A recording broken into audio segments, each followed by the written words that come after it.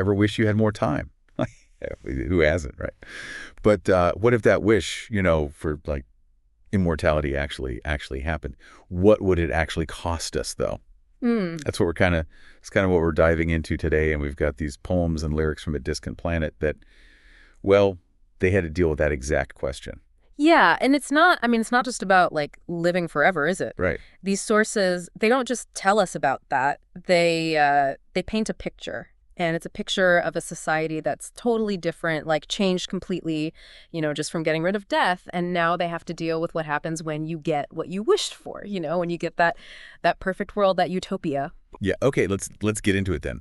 So these poems and songs mention a chemist who made this cure for death. And it seems like he started with good intentions. He wanted to get rid of suffering and all.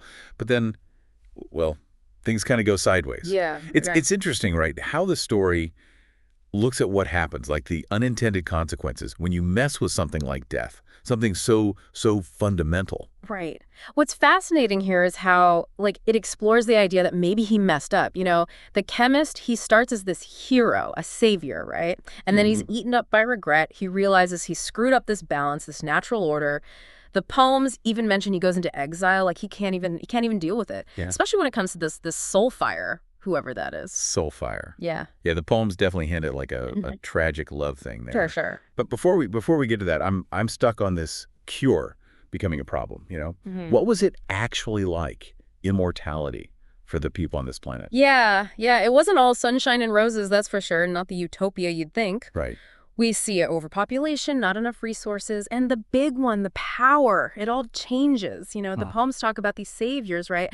They were supposed to be the good guys, guiding everyone to a better future once death was gone. But they get a taste of power, and, well, let's just say they liked it a little too much. They turned into the rulers. Oh, wow. So instead of this amazing time, this planet ends up with dictators who can't even die. Exactly. That's like the worst, The poems mention they control everything, even the air, and there are these blood red skies everywhere. Oh, yeah, the blood red skies. Yeah. That's some powerful imagery right there. It's like this feeling of always being watched, always controlled. The rulers, they make these strict laws. There are cameras everywhere. It's true, though, isn't it? Even if you could live forever, you can still not be free, not really. Absolutely. And that's where those poems about the rebellion, they really got to me. Oh, yeah. The people, they just want a way out. Even if that way out is death, it makes you think, right? Yeah. Even wanting to die just shows how much we need to be free, to control our own lives, even if it's just choosing how we end things. Exactly. They're not just fighting to escape. They're fighting for the right to choose how it ends. It makes you wonder, what's the point of living forever if you don't have any control? If you don't have any say in your own life. And that's where it gets really interesting. So we've got all these people, and they just want out, even if it means, well, how does that rebellion even start? I mean, what kicks it off in these poems? Well, it starts with whispers, just rumors, really, about a way to undo it, to reverse the whole immortality thing, the chemist's work. And those whispers, they become this hope, something for people to rally around, to break free from those rulers. It's wild, though, when you think about it. The thing they were scared of, death, it becomes the thing they're fighting for. It really shows you how strong the human spirit is, don't you think? Even when everything's awful, they still want freedom, they want control. Makes you wonder what it means to really be alive, To value life, even if it means it has to end. The poems describe this big battle, everyone just throwing themselves into it, knowing they can't die, just get hurt, really badly hurt. It's tough to read, but there's also this fierceness, this determination. It's really something. Yeah, they get that across the poems, do. The desperation and the bravery all mixed together. These people are fighting for everyone, not just themselves. They want to choose how they die, on their own terms, with dignity. But if they can't die, can they even win? Is it even a victory? That's the sad part, the irony that the poems keep coming back to. That battlefield, it just becomes this awful, agonizing scene. Everyone's wounded, but they can't die. No release. It shows just how bad things have gotten, the impossible choices people have to make when they stand up to power. And in the end, they lose. Right, the rebellion, I mean. Those poems didn't exactly sugarcoat how strong the rulers were. No, they didn't. The rulers had all the tech, all the control, seemed like you couldn't beat them. But even though they lost, the rebellion, it made people think. Did it really lose, though? What do you mean? Well, the poem seemed to say that even though the rebellion failed, it planted a seed. People saw that you can resist, you don't have to give in. It reminded everyone that they're not alone in wanting something better, even if it takes a long, long time. So even though it looks like a total defeat, it might be the start of something new. And that's where the chemist comes back in, right? Trying to fix everything, make up for what he did. Exactly. The poems describe him going back to that citadel, the ruler's stronghold, and it's not just dangerous physically, but mentally, too.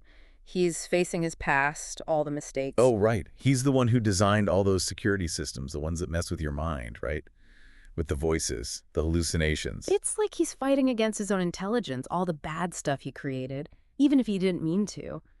The poems really make you feel how guilty he is, how determined to set things right. It's like those old stories, Greek tragedies, where the hero, they do something amazing, but it all goes wrong because of pride, hubris, right? And through it all, there's soul fire.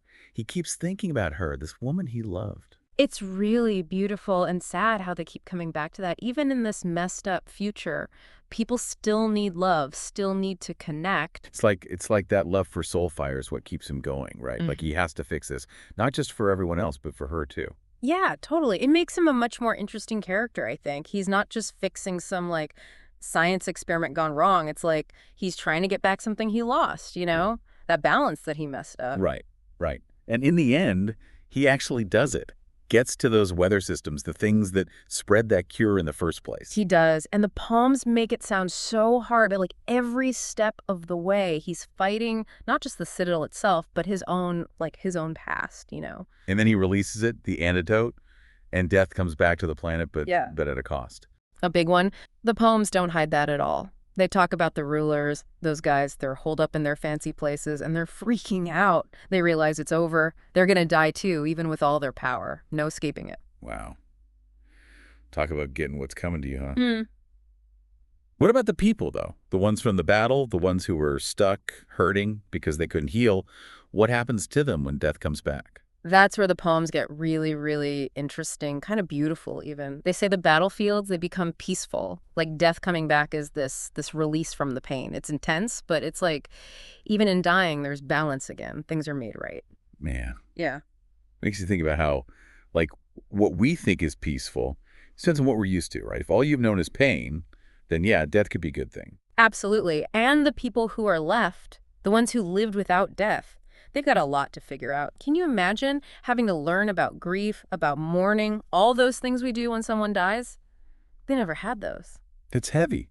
It's like a whole planet dealing with trauma, trying to understand. Yeah. It shows you just how big of a deal the chemist's actions were, how even trying to fix something can make a whole new mess. It's definitely a warning, but also kind of hopeful, right? They get to start over, build a world where they know what life and death really mean.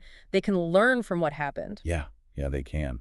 So what does it all mean for us? We're just listening to this story, this planet far away. Yeah. What are we supposed to take from it?